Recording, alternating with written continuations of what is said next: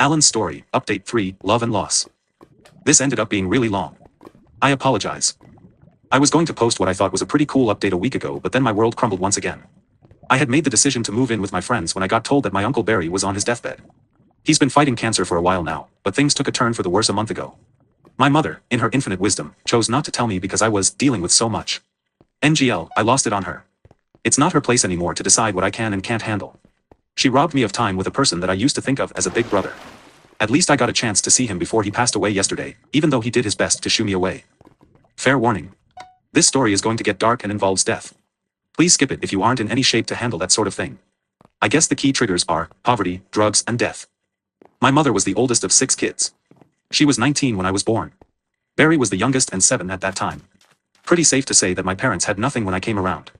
My very first real memories of Barry start when I was about 3. Just running around chasing him in a park.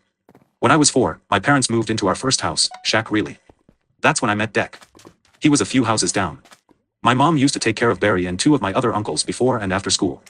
My grandpa would drop them off around 7, before breakfast. He was a traveling salesman, so he would be gone all day and then pick them up, after supper, around 8 or 9. It was my uncle's job to make sure Deck and I got to and from school safely every day. My older uncles would generally just treat us like nuisance kids that got in the way of their cool vibe, but Barry didn't.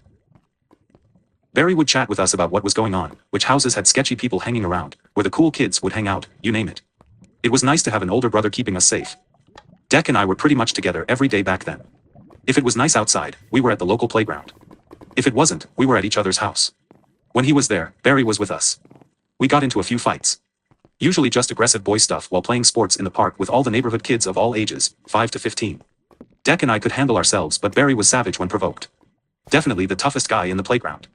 In the winter, my dad would make a backyard rink for us to use. There weren't many problems there because the kids wanted to be able to come back. We never had any problems with guns or knives, thank God. Every once in a while, some small weaselly guy would claim to have a shank, but we all knew that was just a way to feel protected. I started playing organized sports when I was 6.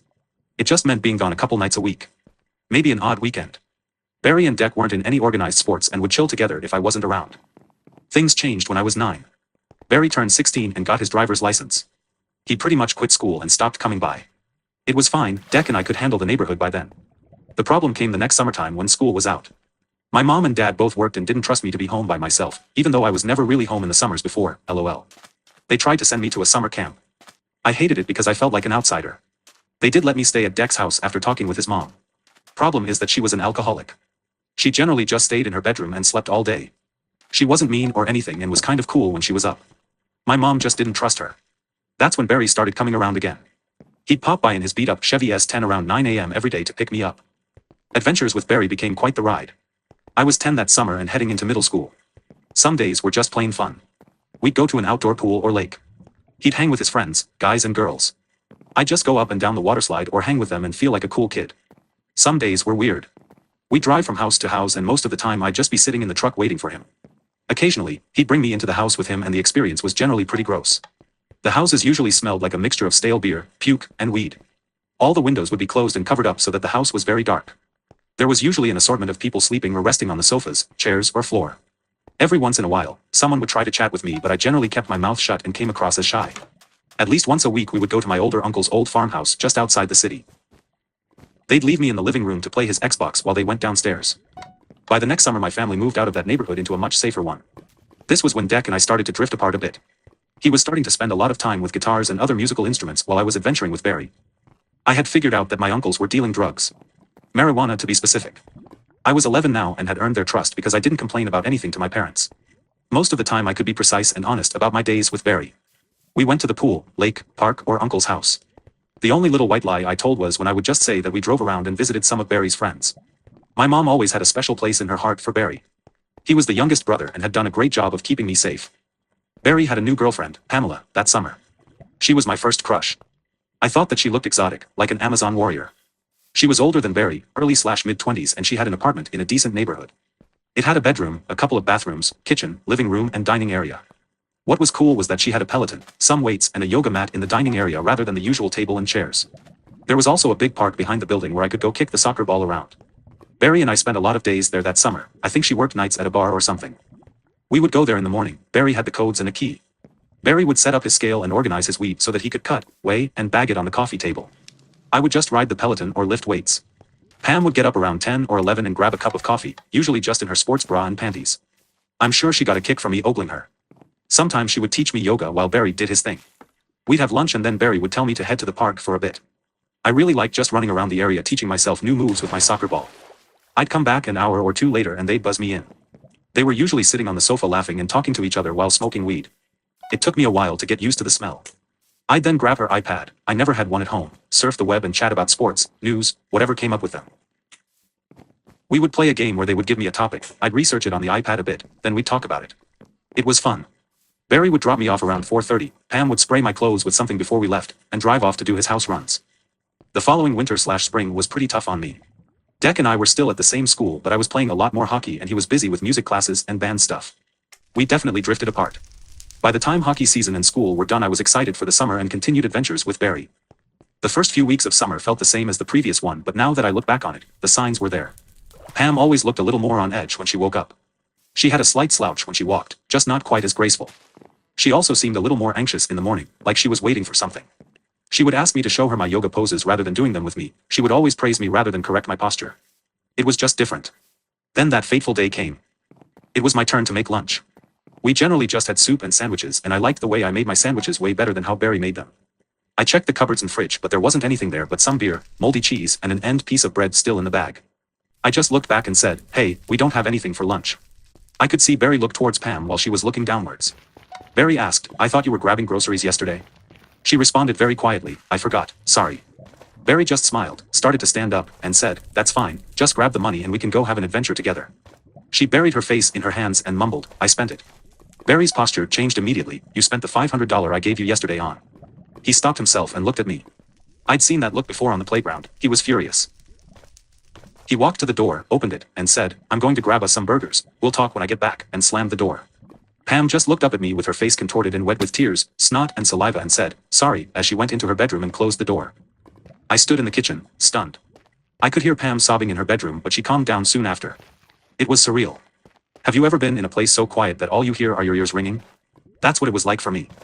I don't know how long I stood there but I eventually went and grabbed her iPad and then sat down on the sofa. I had been sitting there for a while when I heard a soft thump come from Pam's room. Like she dropped something. Then another thump, then another. At that point I got up and knocked on her door, another thump. I knocked again while saying her name. Nothing. I knocked and asked if I could come in. Nothing. I then tried the door but it was locked. I'm not sure how long I was standing there knocking and calling her name but it felt like forever. Barry walked in carrying a bag and a tray of drinks. He saw me at her door and asked what was up, as he put them down on the coffee table. I told him that I heard a thump so I was trying to see if everything was okay. Barry knocked on the door and yelled, time to get up baby, food's here. He did it again and yelled, Pam, get up. Nothing. He then gave the door a bump with his shoulder and said, hey, do I need to break this door down? Nothing. That's when he took a step back and threw his shoulder into the door. It broke open, I followed him in, and there was Pam lying on the floor between her bed and her bathroom. Her skin looked grayish. Barry rushed to her, shook her and then grabbed his phone, calling 911. He then stepped out of the room. I crept towards her and tried to shake her shoulder. She felt cold to my touch, but I put her on her side. Barry came back in the room while talking on his phone. He had a needle in his other hand that he jammed into her thigh. That's when he looked at me and said, go get your soccer ball and get your ass over to the park. There's an ambulance coming and you don't need to be here. I started to say that I wanted to help but he just yelled, do it now. I'll come get you in a bit. I saw the ambulance come and go. Barry had to stick around to talk with the police. He came to the park a couple hours later with a bag of cold burgers in one hand and warm drinks in the other. We sat down at a park bench to eat. I've never seen Barry cry and he wasn't crying then. His face was red though. Pam forgot the rules pal, she forgot the FN rules. He looked at me, waiting to make eye contact, then said, you remember the rules, right? Of course. I replied. Barry was big on rules. When we were kids walking to school he'd say things like, stay away from that house, make it a rule, or always stay on this side of the road when you walk down 26th, make it a rule. Barry's rules for drugs and alcohol. 1. You use them to feel good or calm. If they aren't doing that, stop. 2. When you start feeling good or calm, slow down, you'll regret it if you don't. 3. Don't use them when you're sad or angry, they don't work. 4. If you ever start craving them, stop using them for at least a month. If it happens again, stop for a year. 5. Always trust what you're putting in your body. He didn't just mean, know your supplier or the person that is handing you your drink. When he brought up this rule he had a joint in one hand and a bag of weed in the other. He lifted the bag and said, you know what this is. He then lifted the joint and said, but you don't know what's in this, do you? He talked about how some dealers mix addictive drugs with the weed in their joints, then said, don't ever mess with that shit. From what Barry told me, Pam had become addicted to fentanyl. She died of an overdose that day. Barry mentioned that she had started to have a joint after work with some of her coworkers and that the joints were laced. She was struggling to stop. We told my parents when I came home. They were a little freaked out, but they calmed down and spent time making sure I was comforted. I would get pictures in my mind of her laying on the floor, but they went away a few months later when I got really busy.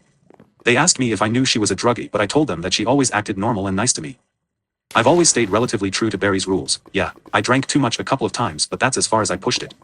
I didn't see Barry very often after that. I started elite hockey that year and was old enough to be on my own in the summer. Barry did come to a lot of my games though. He'd always tell people that he was my #1 fan. I went to see him 3 days ago. He was maybe 80 pounds and looked like a skeleton. When he saw me, he waved me away saying, "Get out." He didn't want me to see him like that. He was still waving when I grabbed his hand and held it. I told him that I loved him too much to just let him wave me away. We both started crying. His vitals were being affected, so I ended up getting sent away by the nurse. I said, "See you, brother," as I walked out. I've spent the past few days helping my dad comfort my mom and taking care of my brothers. The wake is tomorrow and the funeral is on Saturday. I would sure love a hug from Chris right now. I truly miss her comfort. On the plus side, Deck is coming home for the funeral. I won't have much time for him on Saturday, but we'll probably get a chance to chat Sunday. It's been too long. If you read all that, thank you. It did help a lot for me to write Barry and Deck's story. I look back and I know Barry was very flawed, but at the end of the day, he was like a big brother to me. TLDR, Alan's uncle passes away, leading him to reminisce about his childhood. He grew up in the slums with his uncle and friend. His uncle ended up dealing drugs and placed him in a situation where he saw someone die of an overdose.